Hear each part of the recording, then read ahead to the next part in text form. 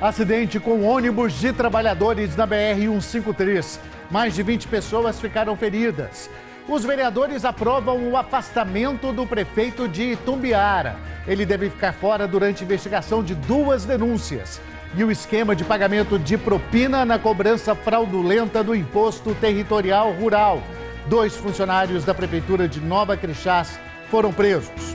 Você vê a partir de agora no Jornal Anhanguera, segunda edição.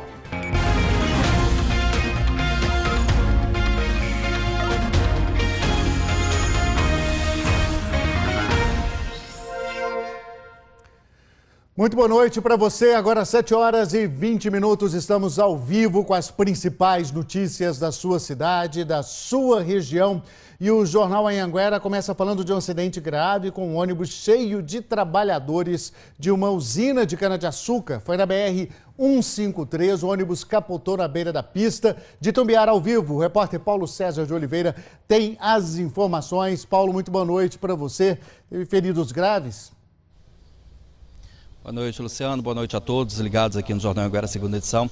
Olha só, temos feridos graves sim, Luciano. Pelo menos 2 pessoas ficaram gravemente feridas nesse acidente. Uma delas, as 2, na verdade, foram transferidas para um hospital aí de Goiânia. Uma delas é uma senhora que teve aí ferimentos na coluna e uma outra vítima que não teve o sexo divulgado sofreu ruptura na pelvis. As outras vítimas sofreram apenas escoriações e luxações e todos seguem internados lá no Hospital Municipal de Morrinhos. O Corpo de Bombeiros socorreu pelo menos 12 dessas vítimas, como eu já disse aqui, que foram, na verdade, 23 ao todo, todas foram para o hospital.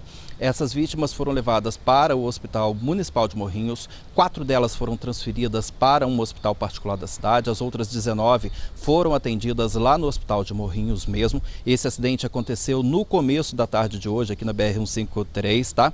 E as vítimas aí seguem a observação e a gente segue acompanhando esse caso. Luciano, eu volto com você aí no estúdio. Obrigado, Paulo. Até para saber, né, quais foram as causas desse acidente, muito importante saber também as condições aí desse ônibus. Obrigado, bom trabalho. E a polícia investiga o que pode ter provocado sintomas de intoxicação em 23 alunos e também em 3 funcionários de um colégio estadual de Goiânia, de Aparecida de Goiânia, melhor dizendo, o Colégio Rodolfo de Oliveira. Alguns alunos só começaram a passar mal depois que foram para casa. Os pais tiveram que sair às pressas em busca de socorro. Ligaram para a gente informando que tinha inalado um gás. Estão suspeitando de soda cáustica. Outros intoxicados foram trazidos direto da escola para o pronto-socorro da UPA Buriti Sereno. Este pai estava em busca de notícias. A minha sogra ligou para mim. Ó, mano, olha, aconteceu sim. Aí eu fiquei desesperado, vim saber o que está acontecendo. Os alunos sentiram um cheiro forte vindo de um dos banheiros e tiveram coceira e falta de ar.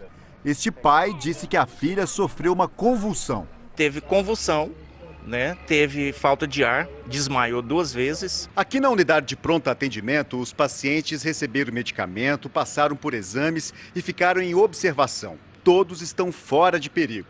O Conselho Tutelar também esteve aqui acompanhando o atendimento às vítimas. Os conselheiros saíram da unidade levando sacos plásticos com roupas dos alunos para a coleta de substâncias que podem ajudar na investigação. A delegada de proteção à criança e ao adolescente esteve no hospital. Se a gente chegar ao final da investigação e ver que foi um adolescente que fez uma brincadeira, ele pode responder, no caso, levar uma advertência. Se a gente conseguir comprovar, ao contrário, que foi algum material de limpeza que foi usado de forma inadequada, aí também a pessoa que usou pode ser responsabilizada.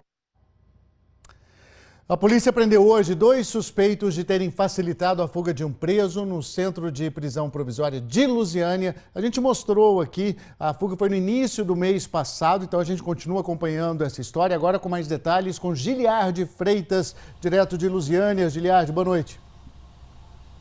Uma boa noite para você, Luciano, boa noite para todo mundo. A Polícia Civil ainda não deu muitos detalhes dessa investigação, mas o que foi divulgado até agora é que esse grupo é suspeito de facilitar tanto o processo de transferência quanto a fuga de alguns detentos.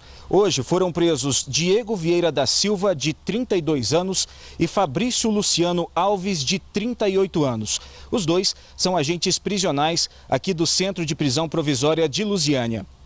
Estão foragidos ainda Ricardo Freire da Silva, ex-diretor do CPP de Lusiânia, e Cristóvão Machado do Espírito Santo. Cristóvão é vereador em Novo Gama e também trabalhava como agente prisional temporário aqui em Lusiânia. A organização era conhecida como a Firma e teria facilitado a fuga aí do Rodolfo da Silva Lima no dia 6 de agosto. Como você disse, a gente mostrou esse caso no jornal Anhanguera, segunda edição. Rodolfo estava pintando à frente do CPP quando um carro passou e levou ele embora. É o que mostram essas imagens das câmeras de segurança que ficam em frente a uma padaria perto do centro de prisão provisória. Nós entramos em contato com a Diretoria-Geral de Administração Penitenciária, que disse que ajudou a Polícia Civil nessa investigação e também abriu um processo interno. Nós procuramos a Câmara de Vereadores de Novo Gama e não conseguimos uma resposta deles. Luciano? Tinha até nome, hein? A Firma, essa organização, Giliardi. Obrigado, bom trabalho. Olha, a Polícia Civil descobriu um esquema de fraude em Nova Crixás, no norte do estado. As investigações apontam o envolvimento, de servidores da prefeitura do município.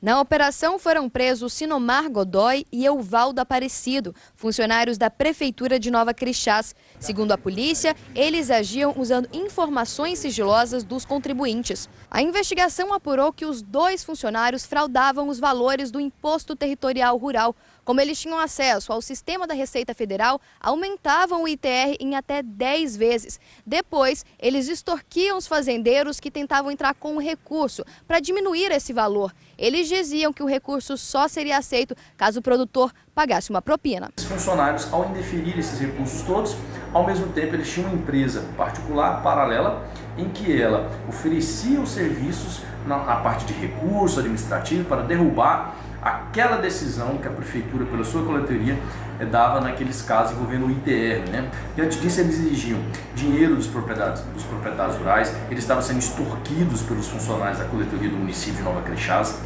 Eles mandavam notificação da prefeitura, alegando que havia erro na declaração do ITR e junto uma orientação para que o produtor procurasse a empresa EDM, ligada aos dois servidores, antes de ir atrás de um advogado ou agrônomo. Mas por trás da consulta de graça, tinha um esquema de cobrança de propina. A polícia ainda tem provas de ligações telefônicas para algumas vítimas. Em conversas por telefone, um dos suspeitos confirma a negociação. Eu vou avisar para você, se tiver algum erro, porque se tiver algum erro na sua declaração, tem que fazer um recursozinho. É nessa parte que eu tenho um trocadinho do produtor, sabe? Não é baratinho, coisa barata.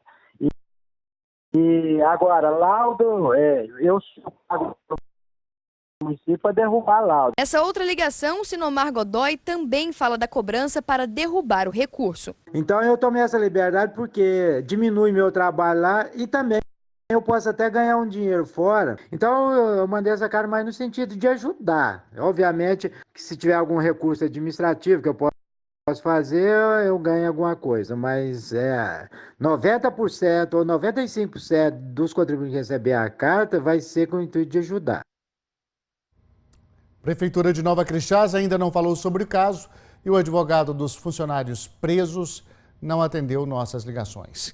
E a polícia está perto de acabar com o mistério da mãe que esperava gêmeos, mas no dia do parto recebeu só um bebê. As câmeras de monitoramento do hospital mostram como foi a saída da equipe médica da sala de parto em Quirinópolis. A delegada que acompanha o caso já ouviu quase todos os funcionários do hospital de Quirinópolis que trabalhavam no dia do parto. Novas imagens divulgadas pela polícia mostram as enfermeiras saindo do centro cirúrgico. Uma delas entrega uma criança para outra colega que em seguida entra numa sala. As imagens realmente mostram o momento em que a paciente sai, na maca, ela sai acordada.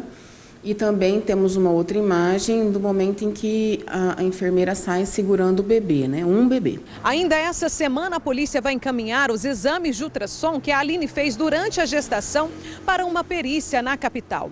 A intenção é descobrir se houve realmente um erro de diagnóstico, porque os exames mostravam 2 bebês dentro da barriga. A Aline deu à luz na manhã do dia 13 desse mês nesse hospital público de Quirinópolis, no sudoeste do estado. A família acreditava que teria gêmeos, já que todos os exames de ultrassonografia que a mãe fez indicavam que eram 2 bebês. O hospital ainda forneceu 2 declarações de nascidos vivos, o que, segundo o próprio hospital, teria sido um erro de um funcionário. Os pais chegaram a registrar os 2 filhos em cartório. O hospital pode ser responsabilizado por conta desse erro? E se houve algum erro também nos exames de ultrassom, alguém pode ser penalizado por isso? Olha, na esfera penal, não. Porque na esfera penal, o que nós apuramos? Dolo e culpa. Responsabilização penal, ela é fundada no dolo e na culpa, né? Agora, nós temos a outra esfera, que é a esfera civil, indenização por danos materiais e morais. Aí a família tem que ingressar Poder Judiciário na área civil. Enquanto tudo não é esclarecido, a Aline segue cuidando do Everton, que está com 11 dias. A família espera que a investigação esclareça o que aconteceu. Se foi erro, provam que foi erro médico. Porque todos os ultrassons, não é possível que a marca estava quebrada, todos os 4. Também meu rio ficou muito enorme, não tinha como ser só ele. A clínica onde foi feita a ultrassonografia disse que o médico responsável pelo exame tem consultório particular numa sala alugada pela clínica Sagrado Coração de Jesus. Apesar de ter a logomarca da clínica nos exames, a direção alega que não fez os procedimentos na paciente. A Secretaria de Saúde de Quirinópolis disse que não entregou a declaração de nascido vivo de 2 crianças, mas a declaração de apenas 2 vezes. E isso, segundo a Secretaria, é que provocou toda essa confusão. Afirma ainda que está fornecendo a documentação para que tudo seja esclarecido na investigação policial. Foi enterrado hoje à tarde em Goiânia o corpo do soldado Walisson Miranda Costa, da Polícia Militar. Ele foi morto com um tiro no último domingo durante um patrulhamento em Aparecida de Goiânia. Parentes e policiais chegavam ao velório a todo momento. Ontem à noite, PMs de vários batalhões se reuniram para homenagear o soldado Walisson Miranda Costa, de 28 anos. A morte dele é investigada pelo Grupo de Investigação de Homicídios de Aparecida de Goiânia. Preso o grupo responsável por pelo menos 5 homicídios na região sudoeste de Goiânia. As ordens para as execuções partiam de um detento do sistema prisional em Aparecida e eram cumpridas por integrantes da organização criminosa. Os assassinos eram motivados por vingança e também disputa por tráfico de drogas. Presos 4 suspeitos de tentar explodir caixas eletrônicos no Banco de Golvelândia. Uma bolsa esquecida na agência com documentos de um deles ajudou a polícia a chegar ao grupo. Um 5º suspeito ainda está foragido. Uma carreta com uma carga de madeira tombou na BR-153 no trevo que dá acesso a Morrinhos. O motorista e o passageiro, um adolescente de 15 anos, morreram na hora. A Polícia Rodoviária Federal multou um guincho que transportava uma van da Prefeitura de Damianópolis, cheia de passageiros. A abordagem foi perto de Alexânia. O grupo vinha para Goiânia para fazer tratamento médico. O motorista do guincho foi multado por transportar passageiros em compartimento de carga. 7h32, rápido intervalo agora e a seguir os vereadores de Itumbiara votam pelo afastamento do prefeito da cidade.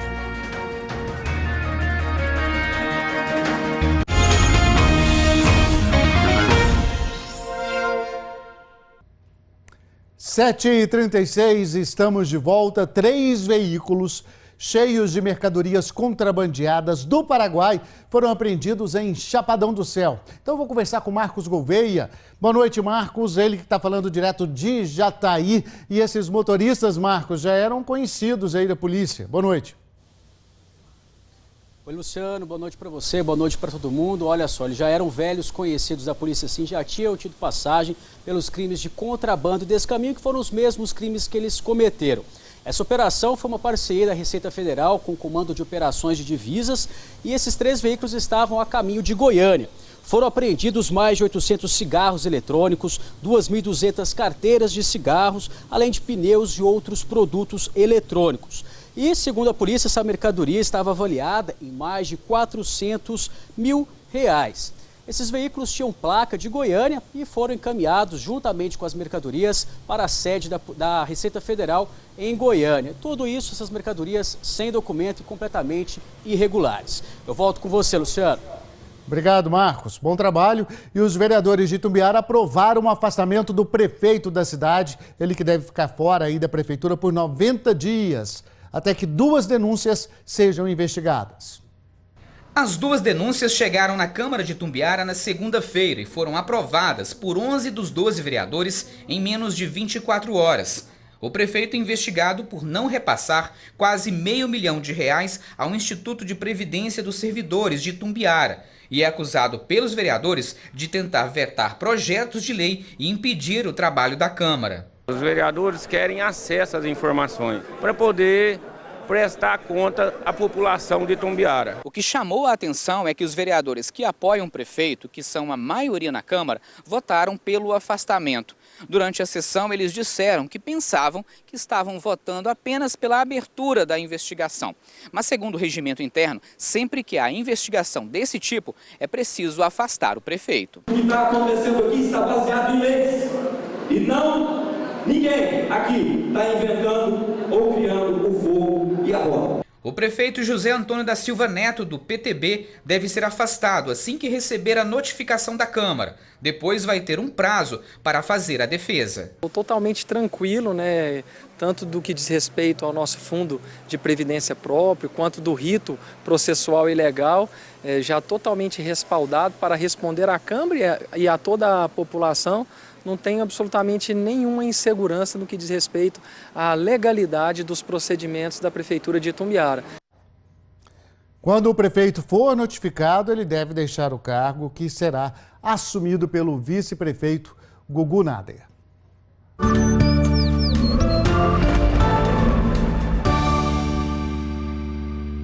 A quarta-feira vai ser de calor, mas com possibilidade de chuva no centro, no sul e um pouco mais no sudoeste de Goiás. Isso aumenta um pouquinho a umidade, mas não o suficiente para afastar de vez o tempo seco. Pode chover em Caçu e com menos intensidade em Rio Verde e Jataí.